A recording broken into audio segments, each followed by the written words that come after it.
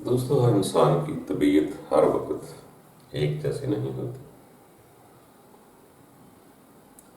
نہ حالات ایک جیسے ہوتے۔ بعض اوقات ہم اللہ کے بندوں سے وہ چیزیں مانگتے ہیں جو خود اللہ کے بندوں نے حاصل کرنے کی کوشش نہیں کی۔ ان کی خود کی تو وہ دلچسپی نہیں تھی ان چیزوں کے ساتھ، مگر ہم جب ان کے پاس جاتے ہیں تو ان کے پاس دنیا کی ہی مادی چیزیں مانگتے ہیں۔ کوئی بیٹا مانگتا ہے، کوئی بیٹی مانگتا ہے، کوئی دولت مانگتا ہے، کوئی مکان مانگتا ہے، کوئی سکھ مانگتا ہے، کوئی کچھ مانگتا ہے۔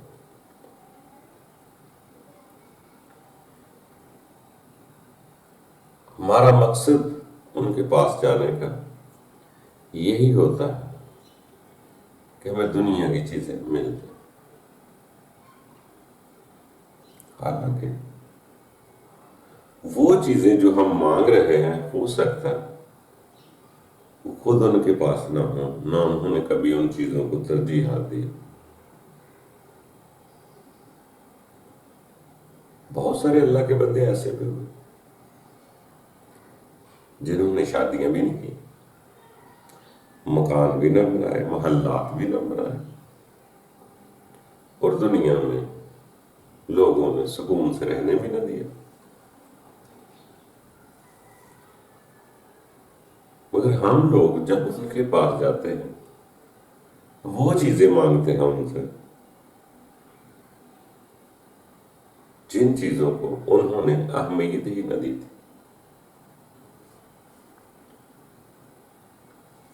تو اس لیے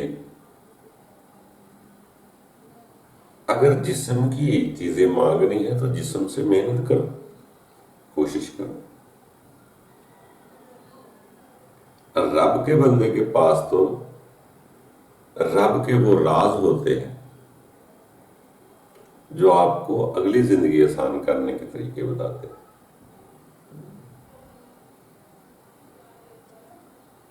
باقی رب ہے، جانے تو رب کے بندے جانے، اگر کچھ جاتا ہے تو ایسی کوئی اعتراض والی بات نہیں۔ ہر انسان کے اندر جو کچھ بس جاتا ہے وہ وہی چیز مانگتا ہے۔ اگر میری طلب، مجھے بھوک ہے روٹی کی، تو یقیناً میں روٹی ہی مانگوں گا۔ اگر بچے کی طلب ہے تو میں بچے مانگوں گا، شادی کی طلب ہے تو میں بیوی مانگوں گا۔ یہ ہر آدمی اپنی اپنی خواہشات لے کر جاتا ہے۔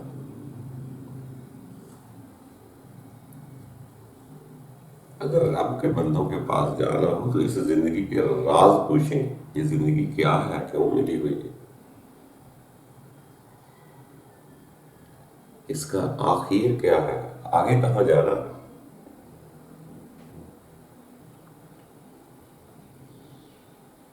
جیسے سیانے مثال دیتے ہیں کہ اگر مجھے پیاس لگ رہی ہے تو میری طلب پیاس جو ہے نا، یہ یقیناً پانی کو تلاش کرتی ہے،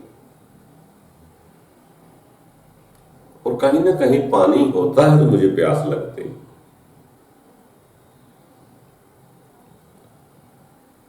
اگر مجھے کھانا کھانے کی طلب جب بھوک ہو رہی ہے تو یقیناً طور پہ وہ کھانا کہیں ہوتا ہے تو بھوک لگتی ہے۔ اسی طرح اگر کسی کو رب کی طلب پیدا ہوتی ہے تو رب بھی ہوتا ہے تو طلب پیدا ہوتی ہے، ورنہ طلب ہی پیدا کرنا۔ تو سیانے لوگ تو کہا کرتے ہیں کہ یار کسی اللہ کے بندے کے پاس جانا یا رب کے دربار میں کھڑے ہو کر عبادت کرنی، تو آپ کوئی چیزیں نہ مانگا کر۔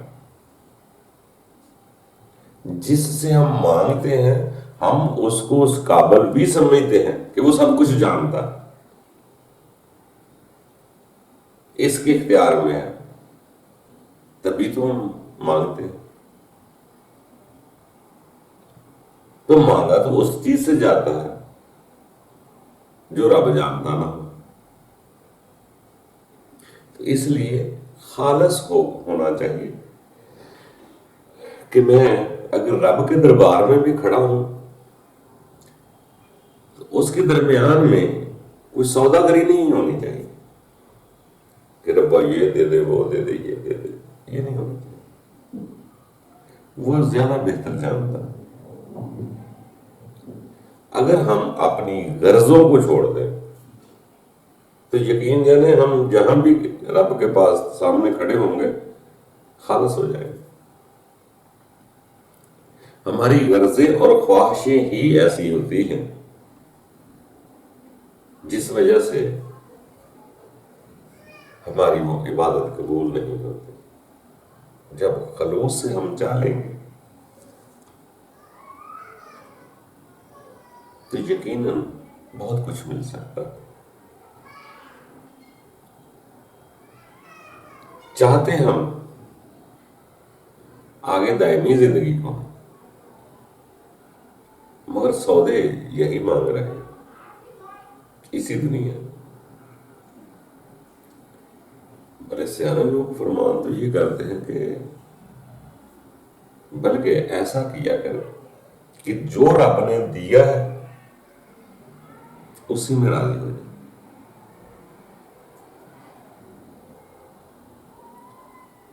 کسی چیز کے پیچھے نہ بھاگیں.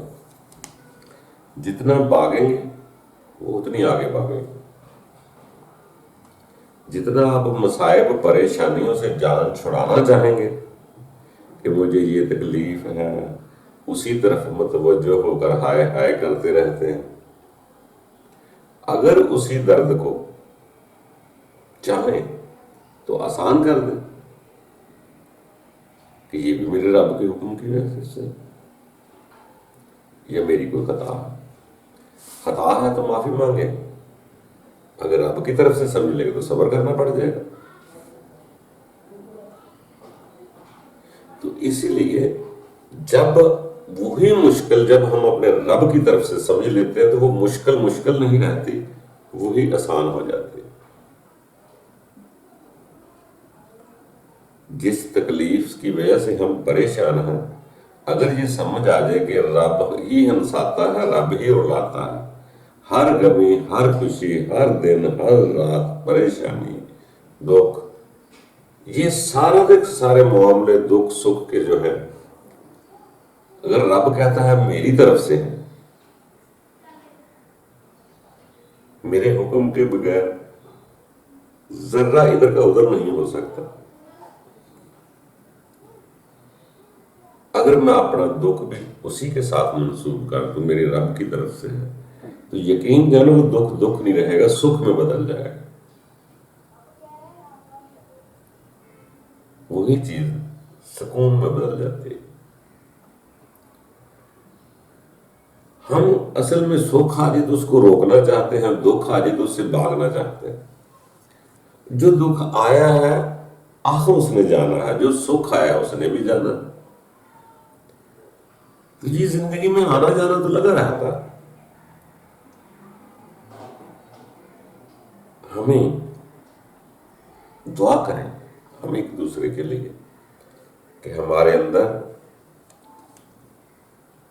وہ چاہت پیدا ہو جائے, رب کی چاہت. یہ زندگی تو کٹ ہی جائے گی. یہ جسم نے یہاں نہیں رہنا. ہم بہت کچھ اکٹھا کر لیں, بہت کچھ پالیں, مگر پھر بھی ہم پورے تو نہ ہوں گے. پھر بھی ہر شہر کو چھوڑ کر جانا پڑتا ہے. جب میرے پاس وہ چیزیں نہ ساتھ جانی ہے نہ مستقل رہنی ہے تو مجھے اس کی اتنی زیادہ فکر مندی بھی نہیں کرنی چاہیے. ہم ٹائم پاس کرنے آئے ہیں, زندگی گزارنے آئے ہیں, کچھ پانے آئے ہیں, یہاں سے ہم نے آگے جانا ہے. بعد کا فرمان ایسے پڑھنے میں آتے ہیں کہ یہ جو میں اولاد دولت بیویاں آپ کو جلدی جلدی دیے جا رہا ہوں، کیا آپ سمجھتے ہیں کہ اس کا بہت بڑا فائدہ پہنچ رہا ہے آپ کو؟ ایسے بھی پیغامات آتے ہیں۔ کبھی ایسا ہوتا ہے ایمان والا، آپ کی بیویاں اور اولاد آپ کی عدو ہو سکتی، دشمن ہو سکتی، لفظ بعد لکھا ہو۔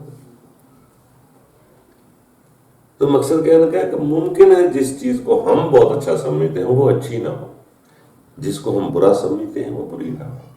ہم اپنی طلب کی بنا پر کچھ کر رہے ہیں۔ کبھی کبھی ایسی عبادت کرنی چاہیے جس میں بالکل کوئی لالچ نہ ہو، کچھ نہیں لینا ہوتا اس میں۔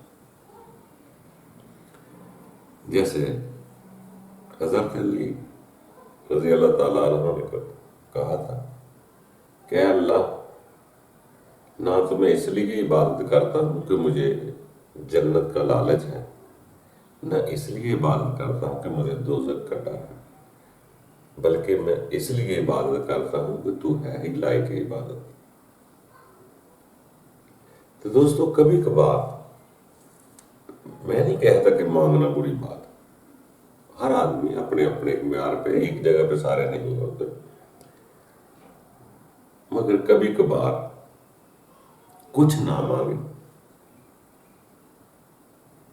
رب کو ہی مانگے۔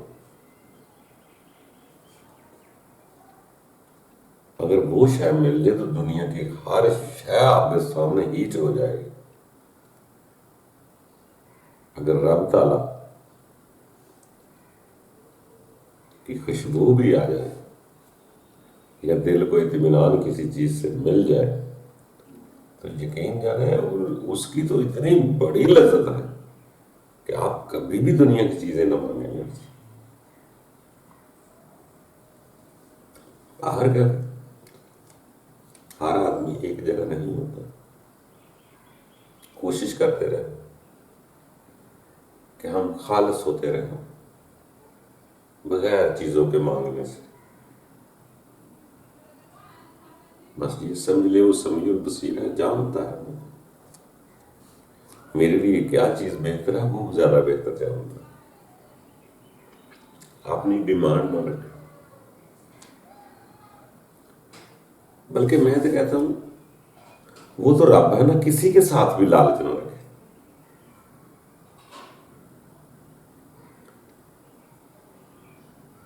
بندوں کے ساتھ ملے تو کوئی نفسانی خواہش نہ، کوئی طلب، کوئی ڈیمانڈ نہ،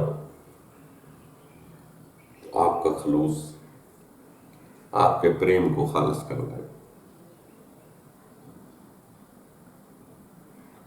مرد کے ساتھ بھی ملے تو اپنی خواہشات کو دور رکھے، اگر کوئی عورت ذات کے ساتھ بھی ملے تو اپنی ہر خواہش کو دور رکھے۔ پھر ان خالص رشتوں کو دیکھنا پریم کیا چیز ہے۔ ہم اپنی نفسانی خواہشات کی وجہ سے کسی کے ساتھ ملتے ہیں تو ہمیں مزہ نہیں آتا، کیونکہ خواہشات نہ کبھی پوری ہوتی ہیں، یہ بڑھتی ہیں، اس لیے بے مزہ رہتے ہیں۔ خواہشات کو پیچھے ہٹا دیں تو کسی بھی رشتے سے ملے آپ کو بہت لذت آئے، اور وہ لذت آپ نے لینی ہے۔ اگر ایک بار آ گئی، آپ کا اندر پریم بڑھ گیا، خالص ہو گیا، تو پھر آگے بہت آسانیاں پیدا ہو جاتی ہیں، بہت سارے معاملات حل ہو جاتے ہیں۔ تو دوستو، اسی طرح مانگنے والے ہر وقت، ٹھیک ہے انسان کمزور ہے، مانگتا بھی ہے، مانگ بھی لینا کوئی اتنی بڑی بات نہیں، مگر کبھی کبھی مانگنے والوں سے آگے نکل جائے اور مانگو تو رب ہی مانگو۔ آپ کی روح کو رب کی ضرورت ہے، وہ اگر مل جائے تو پھر وارے نیارے پھر دنیا میں کچھ بھی مانگنے کی ضرورت نہ رہے، بلکہ دنیا سے جانے کو جی چاہے۔ تو اللہ تعالیٰ دوستو ہم سب کے لیے آسانیاں پیدا کرے، خوش رہو، یہ زندگی رہنے کی جان نہیں۔ یہ اتنی بڑی حقیقت ہے اور اتنی بڑی سچائی ہے کہ دنیا میں کچھ بھی کام کر لیں، بڑی محنت کر لیں، تو اب ایسا شک پیدا ہو سکتا ہے کہ یہ میری محنت کا صلہ ملے گا یا نہیں ملے گا، یہ جو میں کام کر رہا ہوں قبول ہوا کہ نہیں ہوا۔ آپ اپنی عبادت میں تھوڑا بہت بھی شک کر سکتے ہیں، مگر یہ جسم کی موت جو ہے یہ اتنی بڑی حقیقت ہے جس میں 1% کے آدھا % بھی شک نہیں ہونا۔ جب اتنی بڑی حقیقت ہے تو اس کے بعد سفر کو کیوں نہیں ہم مانگتے، یا موت میں کوئی رہنمائی کیوں نہیں مانگتے، اس کو آسان کیوں نہیں کرتے؟ یقین ہے کہ موت ہے، پھر بھی ہم دنیا ہی مانگتے۔